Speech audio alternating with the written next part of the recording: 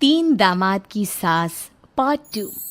अब तक आपने सुना कि कावेरी जी अपनी तीनों बेटियों ईशा, मोहिनी और सुहाना की शादी तीन घर जमाई लड़कों के साथ करवा देती है।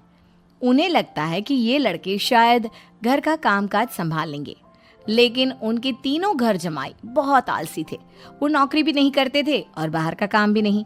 कावेरी जी ने अपनी बेटियों से कहा कि वो प्रेगनेंसी का बहाना बनाकर अपने पतियों को सबक सिखाए। अब सुनिए आगे। मम्मी, आपने जैसा कहा था हमने वैसा ही किया, लेकिन देखिए ना, विवेक का हाल तो वैसा का वैसा ही है। घर में ना सुबह का नाश्ता बनता है और ना खाना। नौकरी पर जाने की बात करूं तो खाने को दौड़ते हैं मुझे।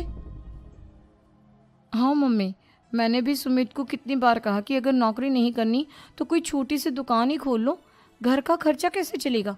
देखो दोपहर के 12 बजने आए और जनाब अभी तक सो रहे हैं। हाँ मम्मी, ईशा और सुहाना ठीक कहती हैं। अविनाश का भी यही हाल है।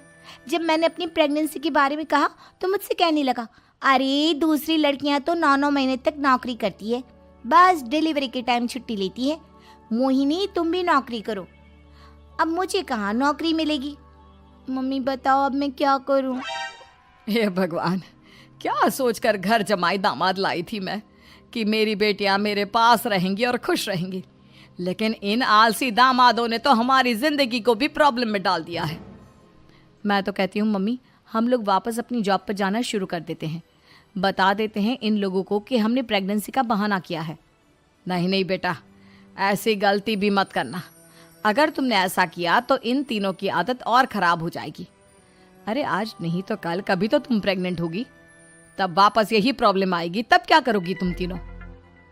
हाँ मम्मी, आपकी बात तो बिल्कुल सही है। इन लोगों को तो सुधारना ही पड़ेगा। लेकिन कैसे? अपने बच्चों के आने की खबर सुनकर भी इन लोगों पर कोई असर नहीं हो रहा। पैसे कमाने के लिए घर से बाहर निकलना ही नहीं चाहते ये तीनों। अब मेरे दिमाग में एक प्लान आया है। तुम तीनों चिंता मत करो, उन तीनों को बुलाओ, फिर मैं बात करती हूँ। थोड़ी देर बाद कावेरी जी अपने तीनों दामादों को सामने बुलाकर अपनी बात कहना शुरू करती हैं।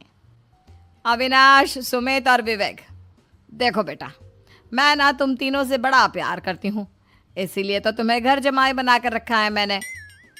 अरे मम्मी जी, सीधे सीधे कहिए ना, क्या बात है। प्यार तो हम भी आपको बहुत करते हैं। अरे मम्मी जी, आपकी इज्जत भी बहुत करते हैं। अरे भाई, आपके जैसी सास और कमाने वाली बीवी सबको मिलती है क्या? हाँ मम्मी, विवेक और सुमित ठीक कह रहे हैं। आपकी बेटी से शादी करके मेरी तो ज़िंदगी ही अच्छी हो गई है। जानती हूँ मैं, और ये भी जानती हूँ कि तुम तीनों अपने अपनी बीवियों से बहुत प्यार करते हो। बेटा, बात ऐसी है कि हमारे कुल गुरु ने कहा है कि प्रेग्नेंट होने के बाद मेरी तीनों बेटियां शुरू के 4 महीने हमारे गांव में जाकर रहेगी, जहां मेरे चाचा जी रहते हैं। अरे लेकिन क्यों मम्मी, गांव में जाकर रहने की क्या ज़रूरत है इन तीनों को। वो क्या है ना बेटा, हमारे परिवार को एक श्राप है। अगर मेरी बेटियों ने यहाँ पर बच्चा पैदा करने की कोशिश की तो उनके बच्चों को कुछ भी हो सकता है। इसलिए अब से लेकर 4 महीने पूरे होने तक इन्हें गांव वाले घर में रहना पड़ेगा। हाँ तो इसमें प्रॉब्लम क्या है मम्मी जी? हम भी वहाँ जाकर रहेंगे, पिकनिक मनाएंगे। अरे भाई, बीवी जहाँ हम भी वहाँ। हाँ यार, आइडिया तो बहुत अच्छा है।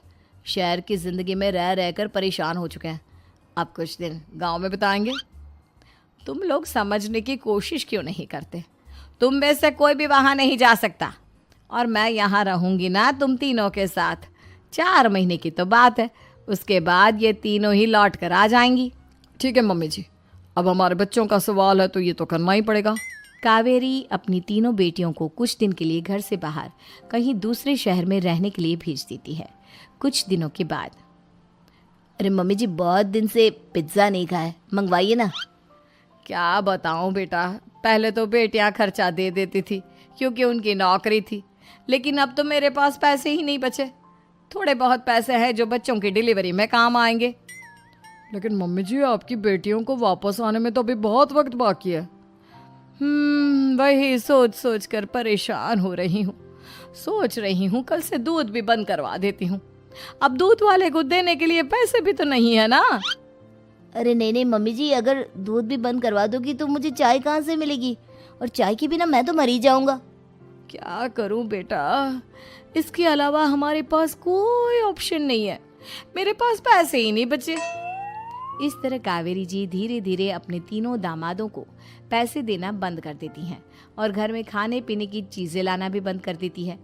अब वो तीनों बुरी तरह से परेशान होने लगे थे और इसलिए एक दिन तीनों प्लान करके घर से बाहर निकलते हैं और बाजार में जाने के बाद यार अच्छा खाना खाए हुए कितने दिन हो गए, पता नहीं कब अच्छा खाना मिलेगा। हमारी बीवियों के जाने के बाद तो हमारी हालत भिखारियों जैसी हो गई है यार। कुछ भी हो, मुझे तो आज पिज्ज़ा खाना ही खाना है। जेब में 1 रुपया नहीं और पिज्जा खाएगा, कहाँ से आएंगे पैसे? अरे देख वहाँ सामने बोर्ड पर क्या लिखा हुआ है, कंप्यूटर पर काम करने के लिए एक आदमी की आवश्यकता है। भाई मैं तो जा रहा हूँ, काम करूँगा और शाम तक पैसे लाकर आराम से पिज्ज़ा खाऊंगा। जा जा, तुझे कोई काम नहीं देने वाला, हम तो घर जा रहे हैं। चल भाई सुमित। सुमित और अविनाश वहाँ से चले जाते हैं और विवेक उस कंप्यूटर शॉप पर सारा दिन काम करके 5,000 रुपये कमा कर घर लौट कर आता है और अपने खाने के लिए अच्छी अच्छी चीज़ें भी लेकर आता है। ये देखकर विवेक और सुमित के दिल में भी कुछ पैसे कमाने की इच्छा जागती है। अरे सुबह सुबह कहाँ चल दिए तुम? मम्मी जी एक बहुत अच्छी जगह मिली है, कंप्यूटर पर काम करने के 5,000 मिले थे कल मुझे। अगर रोज़ काम करूँगा तो पूरे 40,000 की तनख्वाह। अरे वाह, ये तो बहुत अच्छी बात है दामाद जी, आपको जाना ही चाहिए। सुमित और अविनाश विवेक को इस तरह तरक्की करते देखकर परेशान हो जाते हैं और वो दोनों भी काम की तलाश में निकल पड़ते हैं। धीरे धीरे उन दोनों को भी काम मिल जाता है। अब कावेरी के तीनों दामाद छोटी मोटी नौकरी करके अच्छा पैसा कमाने लगे थे। एक दिन कावेरी उन्हें अपने पास बुलाती हैं। अरे वाह, विवेक 40,000 कमा लेता है, अविनाश 60,000 और सुमित तुम भी 40,000 के आसपास कमा ही लेते हो। कुल मिलाकर तुम अच्छे खासे पैसे कमा रहे हो बेटा। हाँ मम्मी जी, बहुत मज़ा आता है जब महीने के एंड में मोटी रकम हाथ में आती है। पूछिए मत मम्मी जी, घर में रहकर रोटी बना बना कर और तो जैसा महसूस होने लगा था मुझे तो। हाँ बेटा, तुम तीनों की बात तो बिल्कुल ठीक है और जानते हो अब तुम तीनों की पत्नियां भी वापस लौट कर आने वाली है। लेकिन मम्मी जी अभी तो उन्हें गए सिर्फ 2 महीने हुए हैं, आपने तो कहा था वो 4 महीने के बाद लौट कर आएंगी।